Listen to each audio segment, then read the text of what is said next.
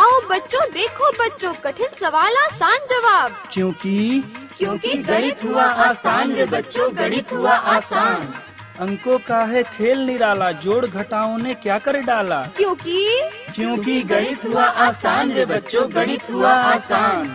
शून्य का है खेल अजब, अंकों के संग करे गजब। कभी अंकों को शून्य बनाता या अंकों का मान बढ़ाता। क्योंकि गणित हुआ आसान रे बच्चों, गणित हुआ आसान।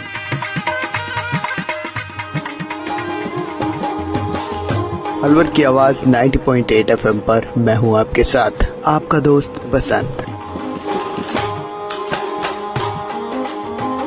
गणित हुआ आसान के एक और अंक के साथ फिर से आपके साथ जुड़ गए हैं आप ही के अलवर की आवाज 90.8 FM पर। और आज गणित को आसान करने के लिए हमारे स्टूडियो में मौजूद हैं IIT अलवर के असिस्टेंट प्रोफेसर धीरेन्द्र सिंह। और धीरेन्द्र सिंह हमें बताने वाले हैं कॉम्प्लेक्स नंबर्स के बारे में। क्या होते हैं कॉम्प्लेक्स नंबर, किस तरह से उसे गणित की भाषा में कैलकुलेट किया जाता है, डेली रूटीन लाइफ में किस तरह से हम कॉम्प्लेक्स नंबर्स को कैलकुलेट करते हैं, ये सब विषय के बारे में आज हमें वो बताएंगे। और साथ में हैं हमारे कुछ कम्युनिटी स्टूडेंट्स। तो चलिए जानते हैं कॉम्प्लेक्स नंबर्स के बारे में।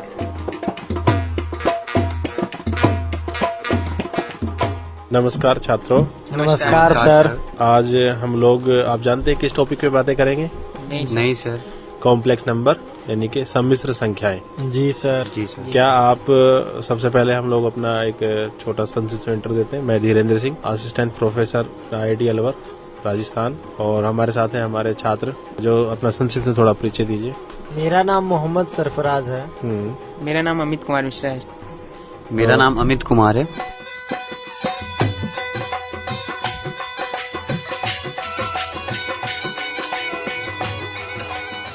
अच्छा, तो हमारे साथ है मोहम्मद सरफराज, अमित कुमार और अमित हमारे साथ हैं आज। और ये छात्र जो है हम जानने की कोशिश कर रहे हैं कि सर कॉम्प्लेक्स नंबर के बारे में जो है कि कॉम्प्लेक्स नंबर की आवश्यकता क्या है, और जो है कॉम्प्लेक्स नंबर की यूज क्या है, कहाँ कहाँ इसका एप्लीकेशन है, और हम लोग कॉम्प्लेक्स नंबर का जो एप्लीकेशन है या कॉम्प्लेक्स नंबर को कैसे डिफाइन करते हैं। और हम इस एपिसोड में, इस प्रोग्राम में हम लोग जानेंगे कि कभी कॉम्प्लेक्स नंबर को कैसे निरूपित करते हैं, रिप्रेजेंट करते हैं, और इसके जो पार्ट्स हैं उसको जोड़ना, उसको घटाना, और दो कॉम्प्लेक्स नंबर कब समान होते हैं, इसको आज हम इस अपने एपिसोड में जानेंगे। जी सर। ठीक है जी सर। तो सबसे पहले मैं आपसे जानना चाहता हूँ कि आपने कभी इससे पहले भाई कॉम्प्लेक्स नंबर के बारे में कुछ पढ़ा है क्या? यस सर, मैंने थोड़ा सा पढ़ा है। हाँ बताइए सर, कॉम्प्लेक्स नंबर उस नंबर को बोलते हैं जिसे हम लोग A + i के रूप में निरूपित करते हैं। Very good.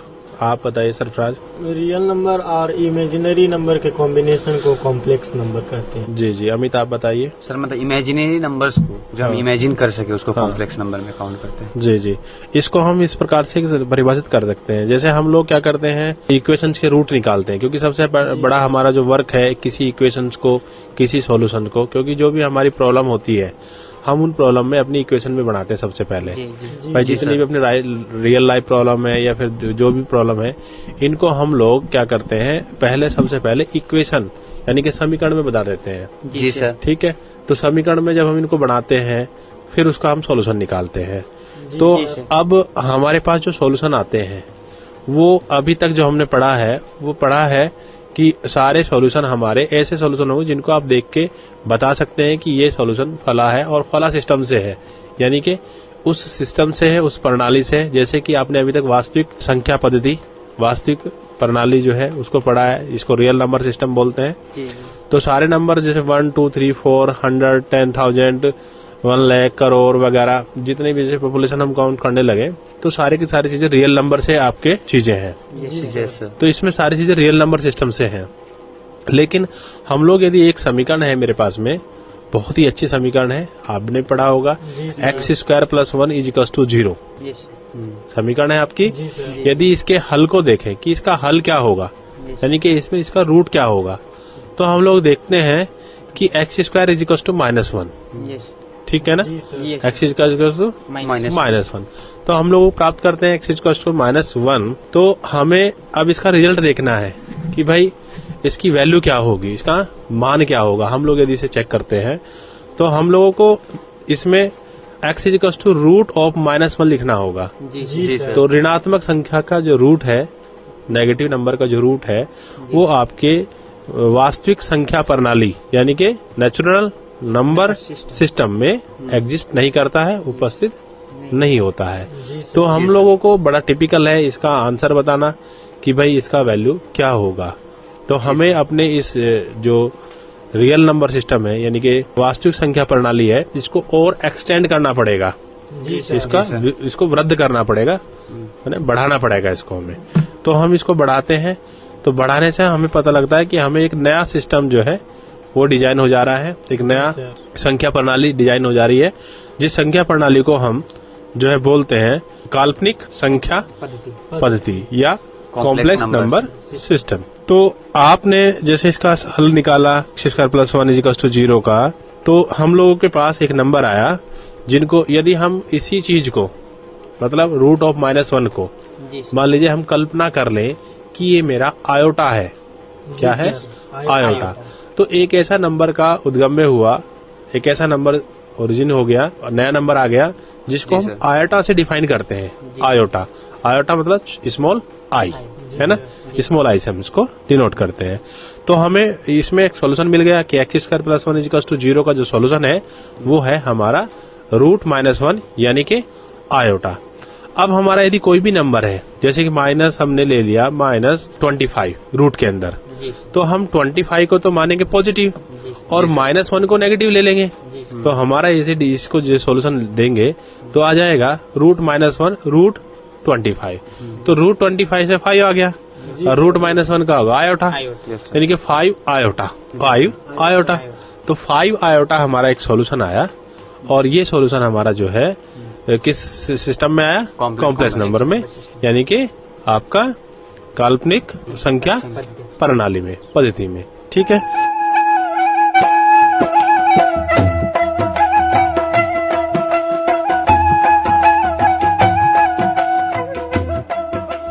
अब हमारे पास बहुत सारे उदाहरण हैं। अब हम लोग क्या करते हैं, इसका एक वृद्ध रूप देखते हैं कि आखिर अपना जो नंबर सिस्टम है कॉम्प्लेक्स नंबर सिस्टम, इसके अंदर जो एलिमेंट आएंगे यानी कि इसके अंदर जो हमारे एलिमेंट्स आएंगे उनको हम जर्नली कैसे लिख सकते हैं। भाई अभी तो हमने जाना कि भाई √-1 आयोटा के इक्वल होता है, तो एक है, लेकिन हमारे पास तो एक नई प्रणाली आ गई, नई संख्या प्रणाली आ गई। तो हम इस नई संख्या प्रणाली के अंदर के एलिमेंट को सही से निरूपित करना जानेंगे। तो मेरा प्रश्न ये है आपसे, क्या आप कॉम्प्लेक्स नंबर के सारे कॉम्प्लेक्स नंबर या जर्नली कुछ कॉम्प्लेक्स नंबर किस पॉइंट से या किस नंबर से प्रेजेंट हो जाए ये बताइए, कैसे लिखें उसको? सर आयोटा के फॉर्म में। आयोटा की फॉर्म में। तो सबसे पहले जैसे कि बताया है अमित जी ने बताया, अमित कुमार ने बताया कि उसको a+ आयोटा की फॉर्म में लिखते हैं। ठीक है, a+ आयोटा b के फॉर्म में लिखते हैं। लेकिन उससे पहले हम इसको वैसे z से लिखते हैं, z से निरूपित करते हैं। z is a complex number and z बराबर a+ आयोटा b। अच्छा, अब आपके पास कुछ नंबर है, उदाहरण है मेरे, तो आप बताइए। जैसे 2 + 3 आयोटा, 2 + 3 आयोटा। तो 2 + 3 आयोटा में रियल पार्ट क्या है और इमेजिनरी पार्ट क्या है? 2 रियल पार्ट हो गई और 3i इमेजिनरी पार्ट हो गई। 3i यस सर, या आयोटा 3 आयोटा आयोटा मतलब इमेजिनरी पार्ट हो गई। लेकिन हम लोग ये कहते हैं कि भाई कैसे चेक करेंगे कि भाई हम लोग रियल पार्ट क्या है और इमेजिनरी पार्ट है? सरफराज आप बताइए। सर जो आयोटा का जो कोफिशिएंट है हाँ, वो हमारा इमेजिनरी पार्ट होगा। हाँ, जिसमें आयोटा नहीं है हाँ, वो हमारा रियल पार्ट होगा। ओके, जिस पार्ट के अंदर आयोटा लगा हुआ है, मल्टीप्लाई में है, वो हमारा इमेजिनरी पार्ट है। और जिस पार्ट के साथ आयोटा नहीं लगा हुआ है वो हमारा रियल पार्ट है। जी सर। अब जैसे अमित जी ने बताया कि सर 2 + 3 आयोटा में 2 हमारा रियल पार्ट है और 3 आयोटा हमारा रियल पार्ट है। तो शायद इन्होंने रियल पार्ट तो सही बताया, लेकिन आपका इमेजिनरी पार्ट गलत बताया, क्योंकि इसमें क्या लेना है, इमेजिनरी पार्ट का यानी कि आयोटा का कोफिशिएंट केवल सर मतलब 3 लेना है। हाँ, 3। यानी कि अब हम कह सकते हैं कि 2 + 3 आयोटा में 2 आपका रियल पार्ट है और 3 आपका इमेजिनरी पार्ट है। यानी कि आयोटा को छोड़ करके जो पार्ट बचता है, उसका कोफिशिएंट बचता है, उसको हमें इमेजिनरी में लेना है। तो अब हम इन्हें शॉर्ट में कैसे लिखते हैं? जैसे z = 3 + आयोटा। तो रियल जेड लिखते हैं हम, रियल REAL रियल जेड, या फिर शॉर्ट में RE जेड। तो RE Z is equals to 2 and IM यानी कि इमेजिनरी, इन शॉर्ट IM का मतलब है imaginary, IM is equals to IM Z is equals to 3। ठीक है, अब आपको समझ में आया? जी सर। अब हम दूसरा एग्जाम्पल लेते हैं, -1 + 3 आयोटा, -1 + 3 आयोटा यानी कि Z is equals to -1 + 3 iota. सबसे पहले चेक करेंगे क्या ये कॉम्प्लेक्स नंबर है? Yes sir. ये कॉम्प्लेक्स नंबर है क्योंकि इसके अंदर आयोटा आया हुआ है। Yes sir. अब हम इसका REZ यानी कि रियल पार्ट यानी कि रियल जेड, रियल जेड क्या है यहाँ पे? -1। Imaginary Z 3। ठीक है, तो हम लोगों ने जाना कि जो आयोटा के पास है यानी कि आयोटा की मल्टीप्लाई में लिखा हुआ दैट इज इमेजिनरी पार्ट। उसके बाद हमारा दूसरा नंबर है 4 + आयोटा -1/11, 4 + आयोटा -1/11। तो सरफराज जी आप बताइए इसमें रियल पार्ट क्या है और इमेजिनरी पार्ट क्या है? 4 + आयोटा -1/11। सर 4 - 1/11 तो हमारा रियल पार्ट हो जाएगा। हाँ। और प्लस आयोटा, ये जो आयोटा का जो कोफिशिएंट है। नहीं आप समझ नहीं पाए, जो अब दोबारा सुनिए, 4 + आयोटा जी सर इंटू -1/11 यानी कि आयोटा के साथ में -1/11 लगा हुआ है। जी सर। अब आप बताइए कि इसमें रियल पार्ट क्या है और सर रियल पार्ट 4 हो गया और ये -1/11 जो है हमारा इमेजिनरी पार्ट है। इमेजिनरी पार्ट हो गया। तो हम रियल जेड लिखेंगे 4 एंड इमेजिनरी जेड लिखेंगे -1/11। वेरी गुड, तो वेरी गुड, बहुत अच्छा है ना। अब आप बताओ कि हम लोग कुछ और कैलकुलेशन करते हैं, जैसे 2 + 3 आयोटा अपॉन आयोटा। देखिए 2 + 3 आयोटा की होल अपॉन आयोटा, पूरे को आयोटा से डिवाइड किया है। अब हमें चेक करना है कि इसका रियल पार्ट क्या है और इमेजिनरी पार्ट क्या है। तो अमित आप बताइए कि इसका रियल पार्ट और इमेजिनरी पार्ट क्या होगा, कैसे हम इसको हल करेंगे? सर 2 + 3i अपॉन आयोटा, इसका मतलब कि हमको रियल पार्ट और इमेजिनरी पार्ट बनाना है। जी। तो सर आप पहले तो आयोटा से हम डिवाइड करेंगे। हाँ सर ठीक है।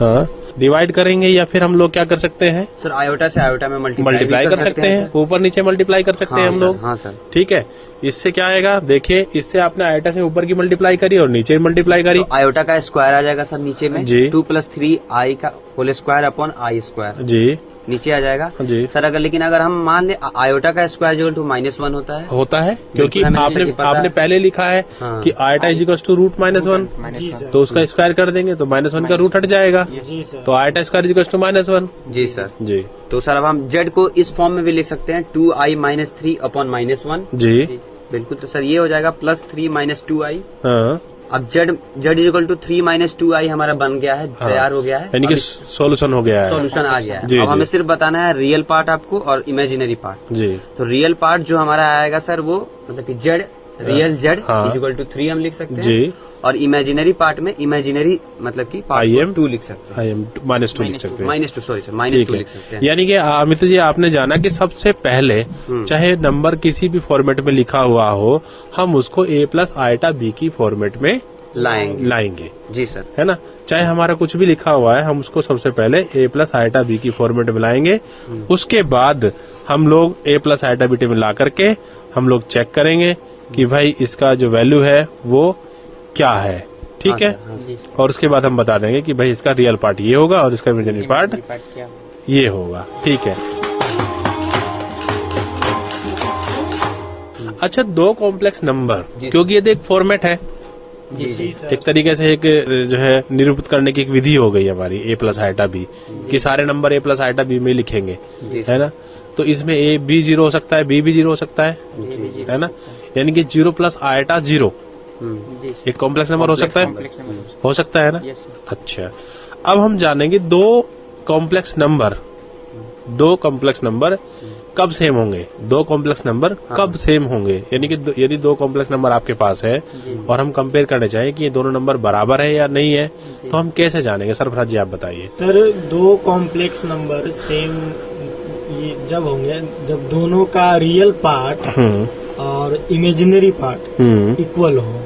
अच्छा, दोनों सेम हो। एक एग्जाम्पल लेके आप समझाइए तो ज्यादा क्लियर हो जाएगा ये चीजें। सर मान ले कि एक कॉम्प्लेक्स नंबर हमारे पास a प्लस आयोटा भी है जी, और दूसरा c प्लस आयोटा d है। डी है, ठीक है। तो जब इसमें रियल पार्ट हमारा दोनों कॉम्प्लेक्स नंबर में हाँ। a और c है, a और C है, और जबकि इमेजिनरी पार्ट b और डी है। हाँ, तो ये समान तब होगी जब a is equal to c होगी। हाँ, यानी कि रियल पार्ट रियल के बराबर हो जाएगा। जी सर। अच्छा। और इमेजिनरी पार्ट हमारा इक्वल टू d हो जाएगा, यानी कि इमेजिनरी भी सेम हो जाएगा। हाँ, यानी कि C इक्वल टू डी हो जाएगा, d हो जाएंगे। इमेजिनरी पार्ट इमेजिनरी के बराबर हो गया। ठीक है। अब मेरे पास एक नंबर है और आपको बताना है कि क्या ये नंबर बराबर है या नहीं है। 4 + 3 आयोटा, ठीक है। हाँ सर। 4 + 3 आयोटा और 3 + 4 आयोटा, क्या ये आपने बोला सर 4 + 3 आयोटा एंड 3 + 4 आयोटा, क्या दोनों नंबर बराबर है? नहीं सर, नहीं। नहीं। क्यों? क्योंकि इसके रियल पार्ट और इमेजिनरी पार्ट दोनों बराबर नहीं, एक दूसरे के दोनों बराबर नहीं है, अलग अलग है। जी सर। तो हम यदि दो नंबर है, ठीक है, हम उससे किसी नंबर का रियल पार्ट और इमेजिनरी पार्ट यदि उसको नंबर में डिफाइन करना चाहे तो निकाल सकते हैं। जैसे a + आयोटा b बराबर 4 + 3 आयोटा। a का वैल्यू क्या आएगा? 4, b का वैल्यू क्या आएगा? 3। तो ऐसे भी उसको कैलकुलेट कर सकते हैं। अच्छा, अब हम लोग एक एग्जांपल और लेते हैं जिससे हमें और चीजें क्लियर हो जाए कि हम लोग, ठीक है, दो कॉम्प्लेक्स नंबर यदि हम ऐड करें, जोड़ें, ठीक है, यस सर, ठीक है ना, जी सर। तो क्या नंबर आएगा? सर कॉम्प्लेक्स नंबर ही आएगा। कॉम्प्लेक्स नंबर ही आएगा। जी सर। जैसे उदाहरण पे समझाइए। सर जैसे 4 + 3 आयोटा हाँ। को अगर हम घटा रहे हैं हाँ 2 हाँ + 2 आयोटा से, हाँ तो सर इमेजिनरी पार्ट को हम इमेजिनरी से घटाएंगे हाँ। और रियल पार्ट को हम रियल से घटाएंगे। अच्छा, तो यहाँ पे हमारा रियल पार्ट 4 है हाँ पहले जो कॉम्प्लेक्स नंबर है उसमें, और जबकि दूसरे कॉम्प्लेक्स नंबर में हमारा 2 है। हाँ। 4 में से 2 घटेगा तो 2 बचेगा। हाँ। और जबकि इमेजिनरी पार्ट पहले कॉम्प्लेक्स नंबर में 3 है और दूसरे कॉम्प्लेक्स नंबर में हमारा 2 है, 2 है, तो 3 में से 2 घट जाएगा तो 1 बचेगा। 1 बचेगा। तो यानी हाँ। कि हम पूरा देखते हैं कि कॉम्प्लेक्स नंबर ही आ रहा है। कॉम्प्लेक्स नंबर ही आ रहा है। अच्छा, इससे पहले हम इस चीज को भी डिस्कस कर लेते हैं कि भाई दो कॉम्प्लेक्स नंबर को कैसे जोड़ते हैं, जी सर। है ना, कैसे जोड़ते हाँ। हैं। तो अमित जी आप बताइए कि दो कॉम्प्लेक्स नंबर को उदाहरण के साथ, ठीक है, हम कैसे जोड़ते हैं और उसके जोड़ने के बाद जो रिजल्ट है उसमें हम अभी बाद में चर्चा करेंगे। अच्छा, जैसे कि मतलब कि मैं 2 नंबर ले लेता हूँ कॉम्प्लेक्स नंबर, जी 2 + 3i, जर्नल ले लीजिए, a + आयोटा b ले लीजिए और c + आयोटा d ले आयोटा D, लीजिए। ये भी उसमें सही फिर हम नंबर दे देंगे बाद में। हाँ। वो तो सबके लिए एक ही केस बन जाएगा। ठीक है। तो सर मैंने आपको एक नंबर ले लिया a + आयोटा b और c + आयोटा d। तो जैसा कि हमें पता है कि सर रियल पार्ट हमेशा रियल पार्ट से जुड़ेगा और इमेजिनरी पार्ट हमेशा इमेजिनरी पार्ट से जुड़ेगा। जी। तो सर हम ले सकते हैं a + c हाँ और + b + d आयोटा। हाँ, कुछ गलत हो गया? अमित कुमार जी आप बताइए, थोड़ा शायद इधर उधर हो गया। सर यहाँ पे जैसे इन्होंने माना कि a + iota b + iota b equal to, मैंने एक कॉम्प्लेक्स नंबर Z1 मान लिया जी, और Z2 equal to b + iota d मान लिया, c + iota d c + iota d मान D। लिया। ठीक है सर। तो इसमें हम क्या करेंगे, Z1 + Z2 इक्वल टू, हाँ जिसका रियल पार्ट Z1 का a है और इसका c है हाँ। Z2 का, तो Z1 + Z2 equal to a + हाँ। c हाँ। प्लस आयोटा इंटू में रखते हुए हाँ। b + d करेंगे। ठीक तो है, सर रिजल्टेंट आपका ये आ गया Z1 very + Z2 good. Equal to. यानी कि हमने जाना कि यदि दो कॉम्प्लेक्स नंबर को ऐड करते हैं, जोड़ते हैं, जी जी है ना, तो भी हमें एक कॉम्प्लेक्स नंबर ही आता है। जी। और यदि हम उनको घटाते हैं तो भी हम एक कॉम्प्लेक्स नंबर ही आता है। अच्छा, आपको पता है कि कॉम्प्लेक्स नंबर की एक अच्छी प्रॉपर्टी भी होती है क्या, कि हम कॉम्प्लेक्स नंबर का यूज करते हुए x और y या कोई इक्वेशन बना सकते हैं और इक्वेशन से हम x और y की वैल्यू भी जान सकते हैं। क्या आपने सीखा है? इसके लिए हमारे सरफराज जी हमें इस एक उदाहरण के साथ समझाएंगे। ठीक है, पहले उदाहरण समझाएंगे, उसके बाद उसको सोल्व करके बताएंगे। जैसे सर एक एग्जांपल ले लेते हैं कि जी। हमारे पास कॉम्प्लेक्स नंबर है 4x plus iota into 3x minus Y is equal to 3 plus iota into minus 6, जहाँ पे सर हमारा x और y एक वास्तविक संख्याएं हैं। तब हम x और y इसमें मान निकालेंगे। x और हाँ, y। तो हमें इस उदाहरण में x और y की वैल्यू निकालनी, यानी कि हमने पहले क्या लिया, कॉम्प्लेक्स नंबर की इक्वेशन ले ली, जी सर। जिसमें दो अननोन है, जी सर, जो X अननोन और क्वालिटी Y। है x और y, और साइड में जो वैल्यू दी गई है वो कॉम्प्लेक्स नंबर है। तो सरफराज जी इसमें सोल्व करके बताएंगे, पूरा एग्जाम्पल के साथ डिफाइन करके बताएंगे कि x की वैल्यू क्या होगी और y की वैल्यू क्या होगी। हाँ जी। तो सर हम यहाँ पे जो दो हमारा कॉम्प्लेक्स नंबर है 4x plus iota into 3x minus Y और 3 प्लस आयोटा इंटू माइनस 6, तो सर दोनों कॉम्प्लेक्स नंबर हमारा सेम है, यानी कि एक को बाईं ओर और एक को दाईं ओर रख देंगे, समान कर देंगे। उसके बाद हम देखेंगे कि सर हमारा रियल पार्ट कौन कौन सा है और इमेजिनरी पार्ट कौन कौन सा है। हम बाईं ओर का रियल पार्ट और दाईं ओर का रियल पार्ट दोनों को हम इक्वल कर देंगे जी। तो और हमारा जो इमेजिनरी पार्ट वो बाईं ओर है उसको, और जो इमेजिनरी पार्ट दाईं ओर है बराबर के, बराबर के बाईं ओर और बराबर के दाईं ओर। ठीक तो है। इस तरह हम पाते हैं कि रियल पार्ट में 4x इज इक्वल टू 3 और इमेजिनरी पार्ट में हम पाते हैं 3x minus Y is equal to minus 6 जी। तो 4x इज इक्वल टू 3 है, जहाँ पे x का वैल्यू हमारा आएगा 3/4 जी। और 3x minus Y is equal to minus 6 है। तो x का जो वैल्यू आया हमारा 3/4 वो हम यहाँ 3x माइनस वाई में यानी x का वैल्यू पुट कर देंगे जी। तो हमारा y का वैल्यू आ जाएगा 33/4। ठीक है। तो इस तरीके से हमने जाना कि हमारे पास एक कॉम्प्लेक्स नंबर की इक्वेशन हो तो भी हम उसका हल निकाल सकते हैं। जैसे सरफराज ने इसमें बहुत अच्छी चीजें जो है बताया, बहुत अच्छे तरीके से बताया कि हमारे पास एक इक्वेशन है जिसका वैल्यू है 4x plus iota 3x minus Y equals to 3 plus iota minus 6। तो सरफराज ने बताया कि दाएं तरफ रियल वैल्यू चेक कर लेंगे और बाएं तरफ रियल वैल्यू चेक कर लेंगे और रियल को रियल के साथ ऐड कर लेंगे और उसके बाद फिर बाएं वाली वैल्यू को रियल के साथ वैल्यू इक्वल कर देंगे और दाएं की तरफ से जो वैल्यू है और बाएं तरफ की जो इमेजिनरी की वैल्यू है उन दोनों को साथ में रख देंगे और जो x के कोएफिशिएंट है उसकी फिर साइड चेंज कर लेंगे बराबर से और जो y के कोएफिशिएंट है उसको भी ऐसे चेंज कर लेंगे और इस टाइप से हम हल करके हम जो है इक्वेशन का सॉल्यूशन निकाल सकते हैं। यहाँ पे जो हमने इक्वेशन उदाहरण लिया है उसमें x का वैल्यू है 3/4 और y का वैल्यू है 33/4 जो कि हमने अपने एग्जाम्पल से जाना। अच्छा सरफराज जी और अमित जी, क्या कोई नंबर बिचौलिया नंबर भी है क्या कॉम्प्लेक्स नंबर में? बिचौलिया समझते हैं आप? जैसे कि जीरो, बिचौलिया पहले हम बिचौलिया नंबर की बात करेंगे। बिचौलिया किसको बोलते हैं? सर वैसे नंबर जो मतलब वास्तविक संख्या और अवास्तविक संख्या दोनों में आती है। नहीं सर, जैसे कि मतलब कि इंटीजर बिचौलिया नंबर ऐसा नंबर जो कि सबके साथ जो कोई भी नंबर हो जी सर, उसके साथ एडजस्ट हो जाए अच्छा और उस नंबर पर कोई प्रभाव न डाले। ठीक है ना? बिचौलिया नंबर ऐसे नंबर को बोलते। बिचौलिया मतलब आइडेंटिटी कभी कभी दिखाई दे रही है, कभी दिखाई नहीं दे रही है ना, लेकिन उसकी आइडेंटिटी है ना। अब हम ये बिचौलिया नंबर जो है इसका प्रीफिक्स में हम जानेंगे। एक जो मैथमेटिकल प्रक्रिया है जो एडिशन, जोड़, ठीक है। तो जोड़ के लिए इसको हम मैथमेटिकली आइडेंटिटी नंबर भी बोलते हैं। ठीक है, आइडेंटिटी नंबर। ठीक है, ये सर्वव्यापी आइडेंटिटी मतलब आइडेंटिटी है जो सर जगह है, सर्वव्यापी है नंबर। ठीक है जी सर।